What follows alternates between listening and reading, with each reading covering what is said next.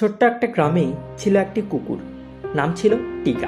টিকা ছিল তার মালিকের একমাত্র সঙ্গী। কিন্তু মালিক খুবই রাগী স্বভাবের ছিল। একটু কিছু হলেই টিকাকে মারতো, বকতো, ঠিকমতো খেতেও দিত না। একদিন ভোরে মালিক বন থেকে কাঠ কেটে আনতে যাচ্ছিল। টিকা তখন তার পেছন পেছন ছুটছিল। হঠাৎ মালিকের পা পিছলে যায় এবং সে গৃহহীন জঙ্গলে পড়ে যায়। আর চিৎকার করার মতো শক্তিও ছিল না তার। টিকা সব দেখে চুপ থাকেনি। সে দৌড়ে গ্রামে ফিরে যায়। মানুষের দ্বারে দ্বারে ঘেউ ঘেউ করে সবাইকে ডাকতে থাকে। গ্রামবাসীরা অবাক হয়ে টিকার পেছনে যায়। আর টিকা ঠিকমতো পথ দেখিয়ে সবাইকে মালিকের কাছে নিয়ে যায়। গ্রামবাসীরা মালিককে উদ্ধার করে চিকিৎসার ব্যবস্থা করে। মালিক ধীরে ধীরে সুস্থ হয়। আর তখন তার চোখে জল এসে যায়।